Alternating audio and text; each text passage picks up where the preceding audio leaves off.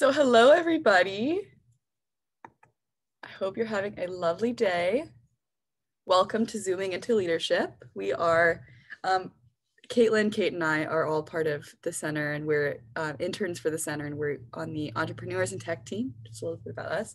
But today we're going to be talking about how men and women are treated differently over Zoom in meetings and in collaborations and all that, and also some ways to improve your leadership skills over Zoom. Okay, so we're gonna start with an icebreaker. So this is just like funny Zoom things that we've all experienced in the last year. So basically, I'm gonna say a phrase, and everyone is gonna start with their cameras off.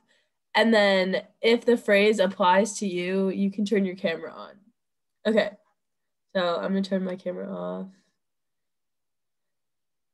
Okay, the first one is turn your camera on if you did not realize your microphone was on in a Zoom meeting.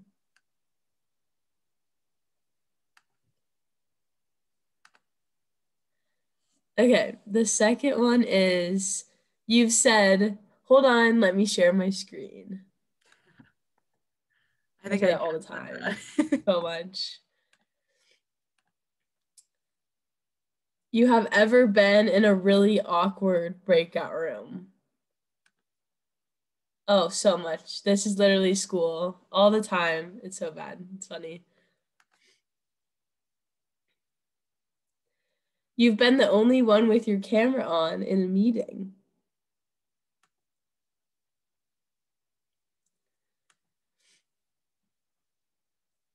You got to practice using one of the reaction buttons during a Zoom meeting.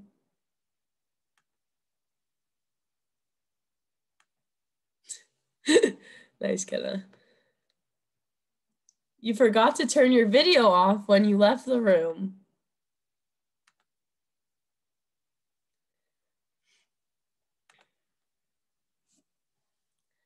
You accidentally talked at the same time as someone else. Yeah. You forgot to unmute before asking a question and no one heard you. I do this all the time in class.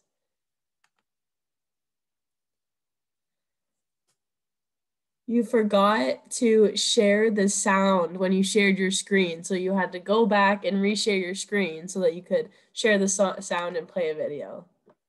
Seems to be a common problem with a lot of teachers and stuff.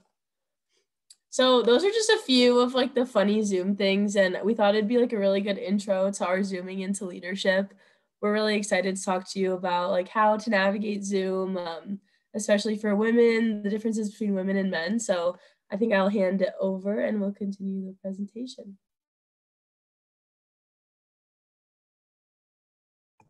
Forgot to unmute myself right there. Thank you, Kate. All right, let's see here. Next slide. So as you guys are probably aware, as you're at this summit, the Center for Excellence for Women in Technology, our goal is really to encourage, empower, and engage women and men, or anyone who identifies as anything, with sources to improve in technology and network and really build a great community. So a little bit about our team. My name's Kenna Worcester. I am the lead intern of our entrepreneurs and tech team at the center. I've been with the center for 3 years now. I think I started my sophomore year and now I'm a senior. I'm studying marketing and corporate innovation through the Kelley School. And next year I'm going to be working as a brand analyst for Conagra Brands in Chicago, which I'm very excited about and is a great way that I'm incorporating technology and entrepreneurship with a little bit of marketing into my career. Hi everyone, my name is Caitlyn Harshberger and I am an intern with the team. I have been for about a year now, and I study business management and history through the liberal arts management program, and next year I will be getting my master's in information systems through Kelley. And I'm Kate Griffin. I'm a sophomore and I'm studying finance, entrepreneurship, and corporate innovation and business analytics at the Kelley School. And I have been an intern the same amount of time as Caitlyn, about a year. So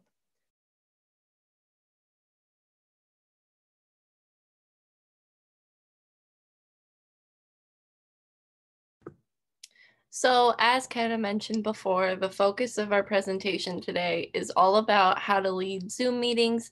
But first, we need to address that different genders experience online meetings in very different ways. To kick things off, feel free to unmute or put in the chat any experience you had where you felt unheard or overlooked in a Zoom or virtual meeting. I can start us off while you all think of an answer. I was in class this week and we were all answering questions over Zoom, and the professor would comment and talk with the men who are answering questions, call them gentlemen scholars, ask them their names. But when I or other woman in the class answered a question, nothing, just no communication with us at all. So that definitely made me feel unheard, overlooked, unappreciated in that virtual meeting. And we would love to know if anyone else has felt or had an experience similar to that.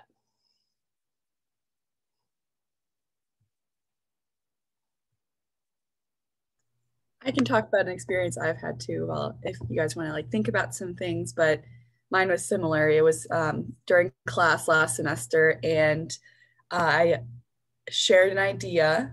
I answered a question, and the very next person after me said the exact same idea with me, but or as I had just said, except they just phrased it differently. And after I had said it, nobody asked questions or engaged at all. And after he had said it, a bunch of people were like, "Oh, that's such a good idea," and all that. So it was kind of frustrating because I thought that was a good idea and I didn't get the credit for it. Yeah. Helen, you can go ahead and unmute yourself too, or share.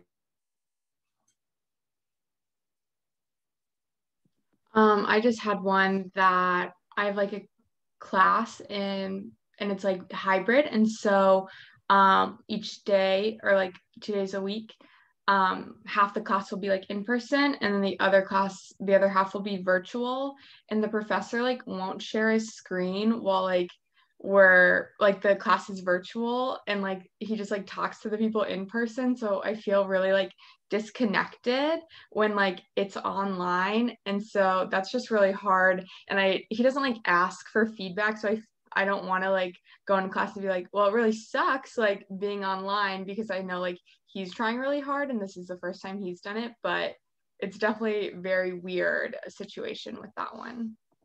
Absolutely. Yeah. And we'll definitely touch on how to utilize Zoom so your participants don't feel that way. And Staci in the chat said something similar. Their supervisor did not give anyone a chance to speak up.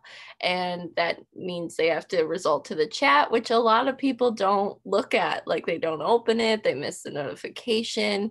And then we have another chat that's someone had a similar experience to you, Kenna. And so it's just really disheartening to see that we're a year into this and we still feel overlooked and unheard in our Zoom meetings. So let's dig into why we feel that way a little bit more.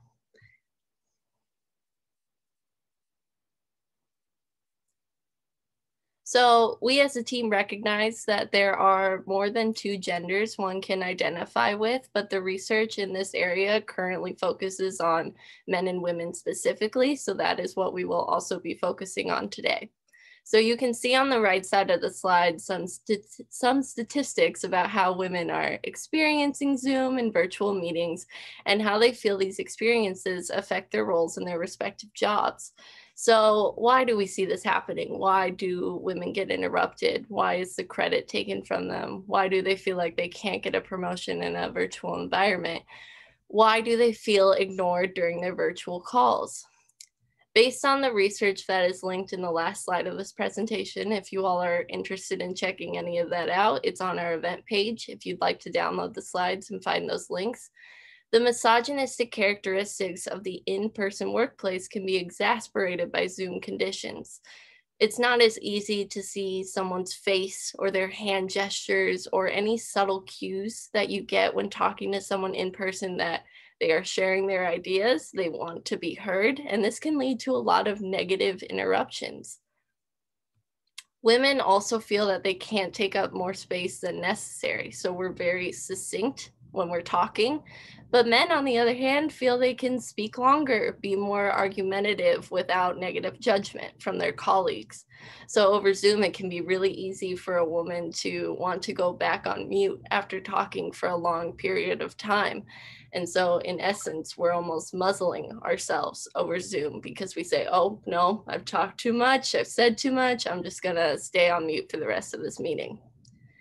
It can also be really hard to feel seen on a virtual meeting when the cameras are off. And I know not all of us have ability to turn our cameras on, so that's okay if you want to keep yours off. But I know personally that if I just hopped out of the shower or if I haven't had time to put my makeup on for the day, I cringe at the thought of turning on my camera for class or for work.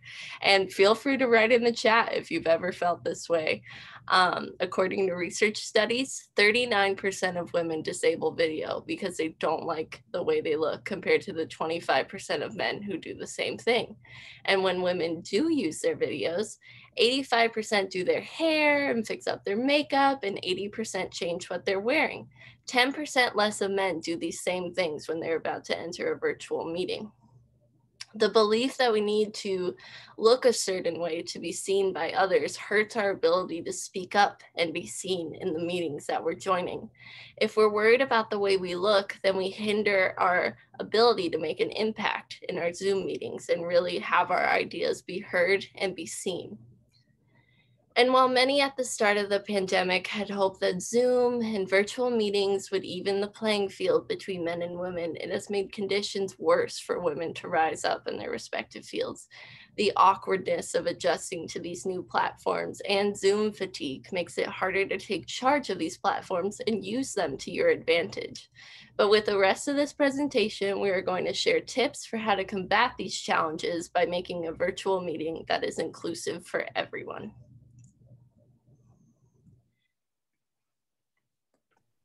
Great, thank you for that, Caitlyn. So now we're going to open up for a little bit of discussion about how do you think a business leader can manage a team virtually so that they utilize all the skills of the team members and so everyone can be heard. You can raise your hand or unmute yourself or put something in the chat.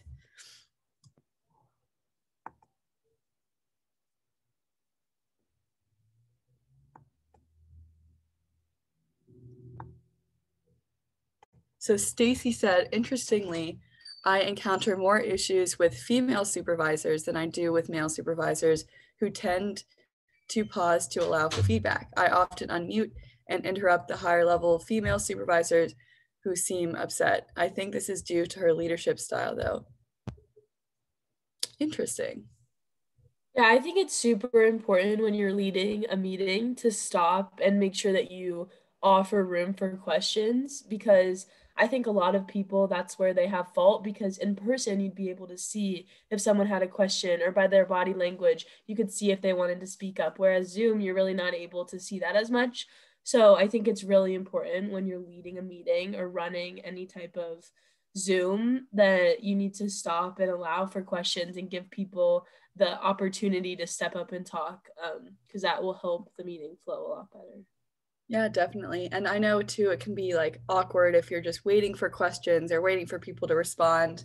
But I like to give it at least 30 seconds because I know a lot of times, like when I'm trying to answer a question or something, I'll be fumbling with my thing. I can't get my video to be on, or I'm not unmuted, and I start speaking without being unmuted. Kind of one of those little things. So we turn our cameras on at the beginning, and that can be tough for people to get really fast. I love what Staci said about how you have to know what your leadership style is. I think that's really important, and it all like boils down to self-awareness, especially with new like technology that we're using over the past year due to the pandemic. Like it's really important to know what your leadership style is and try to cater it better to the people that you're leading. I think that all files into self-awareness, and it's a really important quality to have. And Haley also said, I think one-on-one meetings are really important too in the virtual environment to give back or to give that room for feedback, which is definitely super important. And a lot of times, like for us in classes, we have office hours that we used to go to, and now those are virtual. So like that's a really great time to like be giving feedback and like just ask the professor like, hey, is it possible that you could share your screen during class so I can really connect, or all those different things. There's a lot of great ways that can come from one-on-one interaction. We also have a comment that says, I am the chair of our department and I like to use the gallery view in my meetings. I try to call out to the faculty who haven't spoken much. That's great. Yeah, that's a really great way to engage people when you're leading a meeting, because there are people who are going to be, you know, caught off guard. And it's also a good way to keep people engaged too, because if someone has their camera off and their mic off, they might not even be paying attention at all.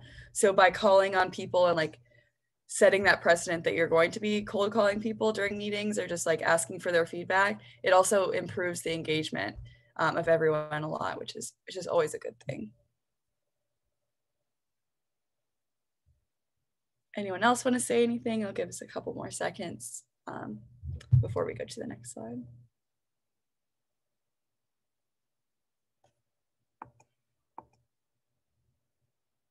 Staci said, being aware of potential situations where you could be seen as a hypocrite is essential. I assess myself and what I say. Yeah, that's really good too.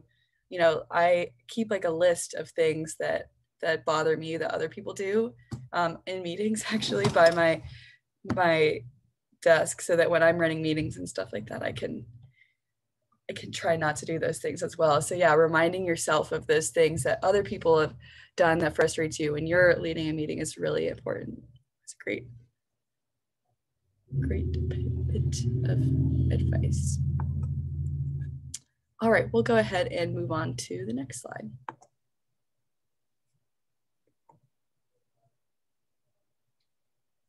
All the things you guys said in the chat are excellent ways to lead a Zoom meeting, and we're definitely going to touch on all those aspects in this next part, where we lay out 3 guidelines to lead effective and informative Zoom meetings. And we found the most important elements are clear communication, team building, and utilizing the technology that we now have available. And I just want to say, if you have any questions during this part, feel free to pop them in the chat or interrupt me. I have the chat box open, and I'll also pause during this part for any questions. So let's start with clear communication. One key to leading effective and interesting Zoom meetings is letting your participants know from the start what you have planned for the day. So like today, Kenna just said briefly, this is what we're going to talk about. Here's our roadmap for this meeting, and now we're going to kick it off. After saying hello and breaking the ice a little bit, lay out the agenda for everyone. What are the goals for the meeting? What are you hoping to accomplish by the end of it? This fills the Zoom room with a sense of purpose. As the leader of the Zoom, you also have a responsibility to fill those awkward dead air silences by initiating some discussion. Was one of your questions met with some confusion or some silence? Rephrase it or partially answer it to get the conversation going. If you are working on a project or a deliverable, set clear roles for everyone in the meeting. It can be as simple as someone sending out a meeting recap email at the end of it. This also goes into clear expectations. Instead of just sitting and listening and waiting for a Zoom to be over, your participants are actively listening and accomplishing a task that will help the team in the future. As the leader of the Zoom, your participants look to you to set the tone for the meeting. Maybe you didn't sleep well the last night, or your workday is particularly stressful today, but I would urge you to bring high energy to every meeting you host or participate in. I know for myself today, I got up a little early, wasn't really feeling it, so I put on my hype playlist before this meeting, which is really just a lot of Taylor Swift, but it works for me, so that's what I do. If your participants feel you lagging in energy, they may not want to participate as well if they know you're not feeling it too. If there are no questions with that part of it, then we can move on to team building. With Zoom meetings, it is common to have like a get in and get out approach. However, starting with an icebreaker or just a check-in with everyone that spans farther than how is everyone doing today can help the team collaborate even more effectively. If relationships are built through exercises and activities that foster communication and understanding, it can help the team exponentially. This does eat up time at the beginning of the meeting, but as Deloitte puts it, it helps to go slow to go fast. I know for our work with CWIT at the beginning of the year, we did a team building exercise where we all did a virtual escape room. And it was time consuming. I think we were in it for like an hour. Kenna and Kate, you can correct me if I'm wrong, but it worked so well for all of us to get to know each other, learn each other's leadership styles. It was really effective. And this also leads into what I call stepping away from the Zoom norms. Day after day, week after week of this pandemic, it has been so easy to go through the motions. Log on, listen with camera off, maybe unmute here and there, and then log off and wait for the next meeting. However, when you lead a Zoom meeting, I would challenge you to make it new in small ways that go against the norm. It could be something as small as asking participants to change their virtual backgrounds to something like, what is your dream vacation? I know mine would be Hawaii behind me right now if I was doing it. I am craving a beach. But just by small actions like this, you are setting your Zoom apart from other meetings that your participants are going through. And you're also getting to know your teammates through these little activities. Also, something as simple as facilitating participation can make a better team. If you notice someone isn't speaking up or is being interrupted and overlooked, call on them again. Someone on the chat said this, and I hope it works for your team, because research shows that where everyone participates and shares their own diverse takes, that makes the best team. So if you see someone being interrupted, feel free to just unmute and say, hey, I noticed you were saying something. Do you want to finish your thought? It doesn't have to be very combative against the interruptions. Just facilitate that conversation. And then your team knows it isn't about fending for themselves, but making sure every voice in the team is being heard. And so that is team building. I will pause just for a second to see if there are any questions anyone wants to pop in the chat so far, or if you practiced any of these yourself like before, feel free to put those experiences in the chat. And then if anyone wants to do that, I will keep going with utilizing technology. While virtual meetings haven't worked out for women in the ways that a lot of us hoped, that doesn't mean all is lost with technology in general. We have already touched briefly on braving the camera and not letting worries about outward perception muzzle your voice. However, with the growth of online workspaces, there are new technologies that foster a different kind of communication. It can be as simple as utilizing the chat box or polls via Zoom to draw out opinions of those who may not want to come off mute just yet. And you can also build online communities with your team to encourage divergent thinking. This is the process of coming up with a lot of unique solutions instead of just one correct answer. Use platforms such as Google Drive, Slack, or Yammer to allow everyone in the team to share ideas without having to explicitly vocalize them.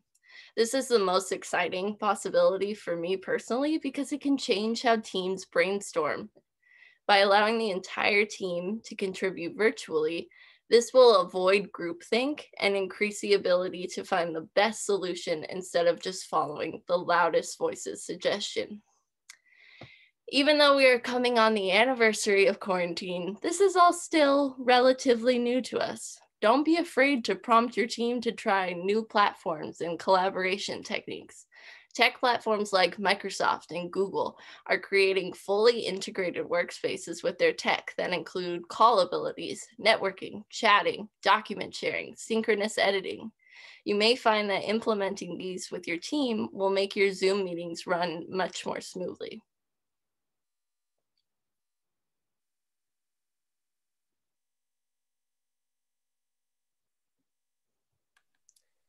So we want to have a little discussion. So if anyone wants to type in the chat or feels comfortable unmuting, that would be awesome. So would anyone like to share an example of a virtual leadership experience that either went well or needed improvements, and tell us a little bit about what happened? I know I can start. This kind of goes along with what Caitlyn was saying about building relationships.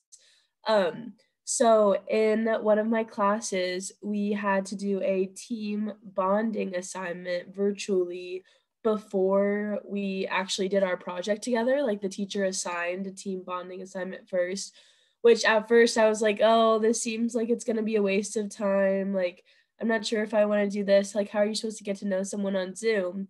But it ended up being like a great experience. And we were so much more productive when we actually went to do our project, because we had all like built friendships and built connections. And I think that's really important.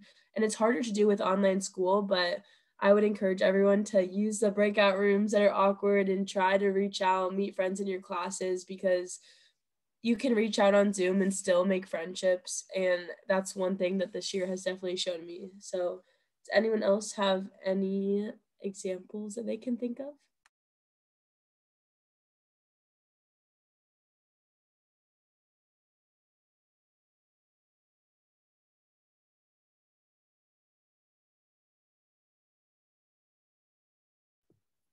For me personally, I really like you, when you hear like breakout room, like I get like, okay, that I don't know about that. But when you step into those situations where you feel the most uncomfortable about something over Zoom and you embrace it, it can be the most rewarding too. Like when we have team events that maybe happen, like when I usually watch TV at night, I'm like, oh, that's my time to like kick back and relax. I don't know if I want to go on Zoom during that time, but if you embrace it, bring a positive energy to it, then it can be one of the most rewarding parts of your day.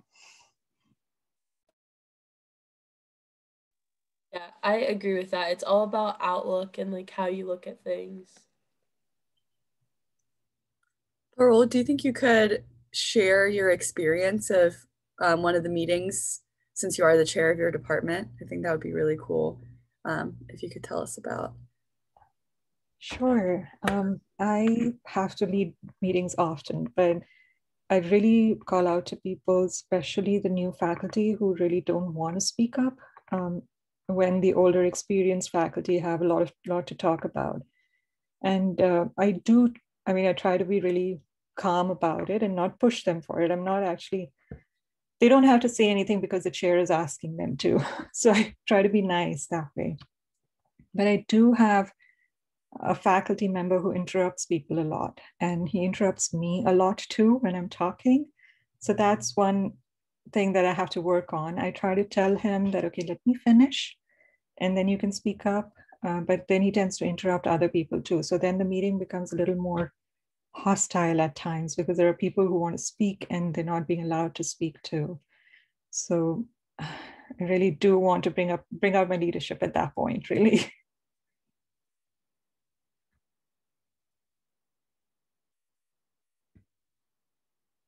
Thank you for sharing that. I really appreciate it. Yeah, that was awesome. In the chat, Staci said, not a Zoom situation, but for virtual work, I took a bathroom break and leadership didn't tell me they were waiting for stat numbers at the end of the shift. So I got a ton of texts and calls just as I stepped away from the computer. Yeah, this is always a big fear of mine, because if you were in person, everyone would know that you like stepped out for a second. Um, that's a hard situation, but I think that they, like, as a leader, you need to realize like you need to be understanding of those situations. So if you're ever leading a meeting and someone is like not responsive, um you should think about what could be going on behind their screen. Like they could be taking a break. Zoom fatigue is a very real thing.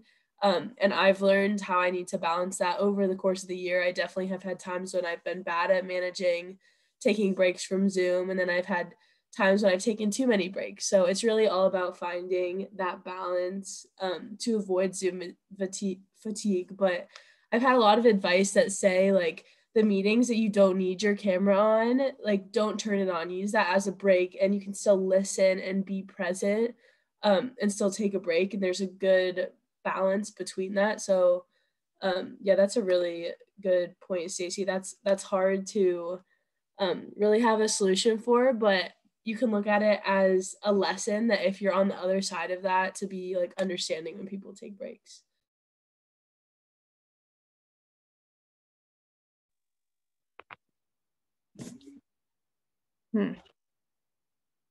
Oh, shoot.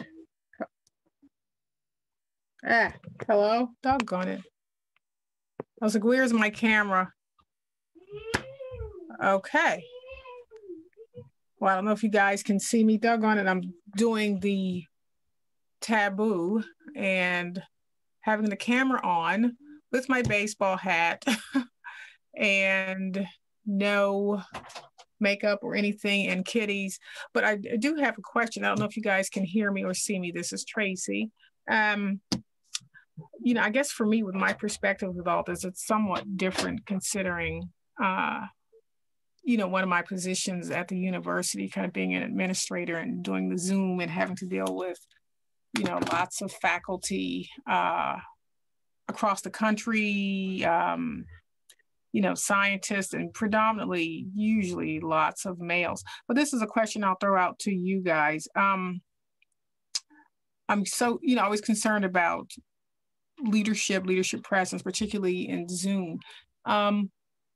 With your research that you've done, is there anything that you should, let's say, do or not do in Zoom that you get away with in person?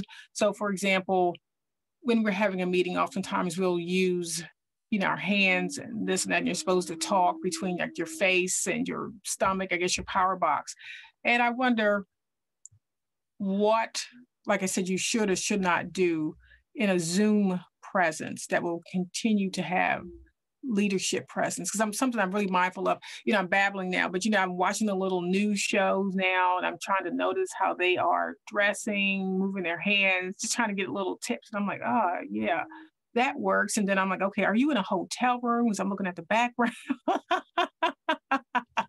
You know, so just throwing that out there to the group, you know, as a whole. Yeah, that is a great question. I love that question. And a lot of what we read online says almost like exaggerate all your emotions. So like try to talk with your hands like up above here so people can see like you're expressing something, you're sharing an idea, and it makes it easier to stop those accidental interruptions in a Zoom meeting. I don't know if Kate and Kenna have anything else they want to add to that. Yeah, something about just the background you were talking about. My room, I'm in my bedroom right now. That's where I'll take my background off for just a second so you can kind of see what is going on. But I have like my purses hanging up, and like it's a pretty distracting background, right? Like there's my purses, there's my towel, like here's this giant box on my wall.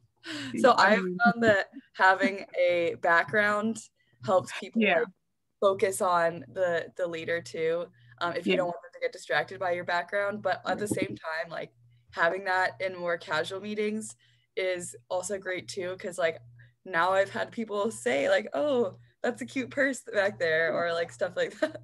So I think if you're looking for like more of a professional thing with the backgrounds, I think the backgrounds are great because it takes away all the distractions of trying to figure out where that person is, and like getting distracted by the maybe something that pops up. Kids gone bad. Yeah, I mean, Yeah. For me, one big thing is if I have like a big presentation or an interview or something like that, some people will only wear their business professional on the top. But for me, I'm the kind of person that needs to do like my whole routine and be like fully dressed and ready to like really feel prepared, because it makes me feel like it's more real.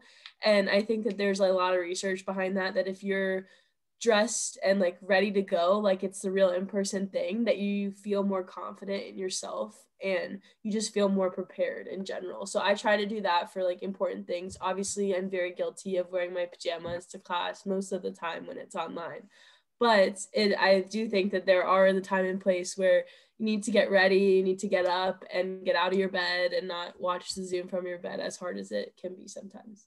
Yeah, I completely agree. I guess, my complete professional end, I mean, I would never, and I shouldn't even be doing it like this, but it kind of caught me off guard with the time, no hat. I mean, I'm full makeup. And like you're saying, I even have to be mindful of the tops that you put on because you're seated, and I don't know if there are any men on here, but one of these housewives shows that come on, and I'm like, look, I don't know who their dresser is, but they got all these low cut shirts. You got one breast going that way, another one going down here. Like that doesn't work, and so professionally, sorry, everybody, just kind of all those things. And so I completely agree, like for myself, I mean, I am definitely dressed. I may not have on, a skirt or full trousers, but I'll have on at least some jeans because me and my luck, as Staci was saying, I have to go to the bathroom and you'll see me with my workout tennis skirt on, or ashy legs or something. So I have to really, be prepared. So I completely get that. And it does kind of put you in a different mindset, and depending on how professional and who's going to be in the meeting, a dean or something like that, whom I work around a lot, or one of the vice presidents, I even put on perfume, ridiculous.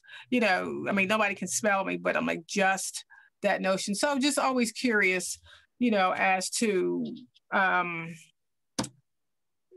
tips from everybody. And again, to give you kind of that Zoom presence, and, leadership, making sure that, and I liked how you guys saying that you are feeling empowered, you empower others and engaging as well as continuing to educate, folks. So just a quick question. So thanks for, answering that. So it's good to hear from others. And if I wasn't on my cell phone, because everybody else around here's got all the laptops up, I could actually have a decent background. It's just killing me here with the kids it's Saturday, but I still want to be here. So here. Okay, I'll stop blabbing on now. Thank you so much for your question. That was really great. It was a great little discussion. And Yeah. Helen, I see your background is Yes, guys. I actually wanted to share my experience about backgrounds because I use them very often, and it's always a topic of conversation where it is from, because I travel a lot, and this is one that you see right now. It's from Rome, from Sixtine Chapel, and I usually, I put something from Germany, something from Amsterdam, and something. It's really fun even for us right now, because it's a horrible time, like we cannot go anywhere. So at least we can enjoy some colors, and just something to kind of get your mind out of this routine that we have every day. So I would suggest playing, and like for example, I am a data developer, so we work with maps and presentations, like presenting the data. So this is a hall of maps behind me. So it's kind of, close to what we do actually at work. And sometimes I'm taking French classes as well at IU. So I put something about, from Canada or from Quebec or from France or something like that, something that, something for fun. It's not just all work. Like you give yourself a break a little bit, just help yourself to feel, in place and have fun a little bit with that. Yeah, it definitely makes it so much more personal when you have like a fun background. I had a teacher that had a theme every week, and it was so fun, and I was always excited to come to class because it was a great way to like get to know my classmates virtually when everyone got to like customize their own background. Did any of you guys see that video of it was like I think it was a lawyer was stuck in a cat filter on a Yes. We actually tried the filters after that. Yeah. during our team meeting, I thought that was so fun. So yeah, definitely playing with the backgrounds and everything is a really fun thing to do. I had a question, guys, about this situation, when you feel that I don't know, maybe it's a shared experience. I very often feel that when male, team members, when they start saying something, they just go on and on and on. And it's kind of rude to interrupt people. I usually try to, to kind of put my thoughts into that, but it happens all the time. It's just sometimes it's very annoying, and sometimes it's very relevant, so they actually have ideas. It's just very slowly developing, taking time of the team meeting, and then by the end there is no time, so we cannot contribute. Like it's Yeah. I don't know how to deal with that, because you need to be polite, but at the same time, this is a team meeting. You need to share something. There is something important, and like it's always kind of balancing. Do you interrupt, or do you just wait and ask them in private? Because we use Slack as well, and it's really helpful. When you can just interact with people one-on-one, but sometimes some other people need to hear that. What would you recommend for that situations? Yeah, something that I've kind of learned to do for that, because just like the way I was raised and how I talk is a lot of times like I anticipate someone ending their sentence, and as soon as they end that sentence, I like hop in. But it's so much harder to do that over Zoom because you don't want to like interrupt them, and there's lag. Some people are talking at different times, so then you're going to be interrupting them and they're in the middle of a sentence.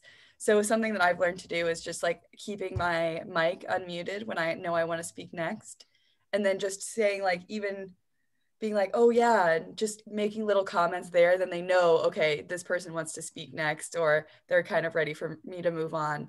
That's something that's helped me a lot, just because that is my style of speech. I often like cut in right after someone finishes their sentence, or when I feel that their sentence has been done, kind of thing, without being rude at it, of course. Going off what Kenna is saying, I learned from the summit actually this week that there are two different types of interruptions, positive and negative. I wanted to say about this as well. Thank you. Exactly. Yeah. So like in that situation, I think a positive interruption is totally warranted, where you stop your colleague and say, I absolutely agree with what you're saying. Here's my take on it. So what I think we really want to avoid is the negative interruptions. That's just like, I don't care what you're saying. I want to say my thing. I want to get it, like, just stop talking. But a positive interruption is a great way to facilitate conversation and to get those colleagues to like pump the brakes a little bit on what they're saying and allow room for others to speak. Or even just like private chatting them, maybe like saying like, I love what you're saying. Do you mind if I say what I think about it after you finish this sentence? That may work too if they have their chat open. Thank you. Thank you guys. Yeah. In the chat, April said, I recommend adding time in your agenda. It's easier to tell people that we want to spend 5 minutes for that agenda item and move on than the next topic in the conversation, or to cover everything. That's a really great idea, just having that so they know like, oh shoot, I'm taking up 4 of the 5 minutes. Maybe I should stop talking and let other people join. That's a really great way to do that. It also helps everyone be more quantitative and about what's going on in the meeting, and say, okay, this is happening here, this. And it helps everyone stay engaged too, because they know what parts are going on when. So that's a really great tip as well. Thank you for sharing that.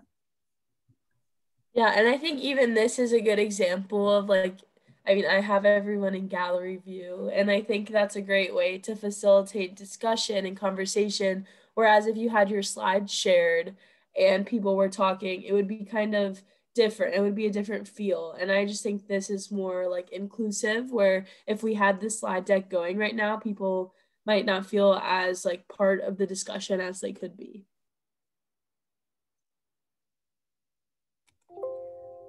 Anyone else have any more comments before we move on? This has been a really fun discussion. Yeah, this was really great. Love hearing you guys' thoughts and questions. Participating in it. And just go back to the virtual background for a second. I was actually going to say that our school had this virtual background contest at one time. So it was a great icebreaker. It's like, telling everybody to get their best holiday background up, and then we handed out awards. It's like $10 gift cards. just like that. But it got everybody interested. And the first 5-10 minutes of that meeting was, there you go. Oh, that's First great. 5-10 minutes of the meeting was spent on just discussing that. So it was right before Christmas. So it was a great way to start the holidays also.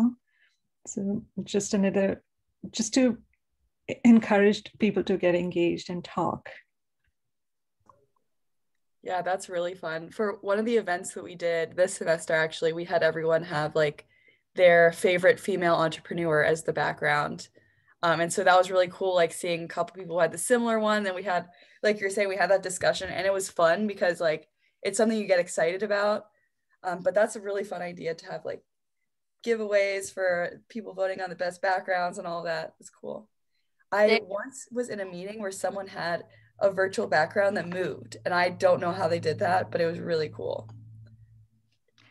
Oh, there are several backgrounds that you can use that, you know, they are available. Yeah, you just need to find those. Yeah. Awesome. All right, we can go ahead and move on if no one else has anything to say. Okay, so we were going to do this activity, but I think that we are kind of running out of time. Caitlyn, Kate, if you guys want to pop in here. Yeah, this was just supposed to be a fun activity that we could do to kind of practice leadership skills, but we ended up like taking up our time with the discussion, which was awesome and super productive. So we decided to skip the activity and focus more on the discussion we just had. I don't know if Caitlyn has anything to add. Yeah, feel free to use this as an icebreaker with any of your teams. It could be a fun way to just get everyone thinking and communicating and collaborating together before a meeting.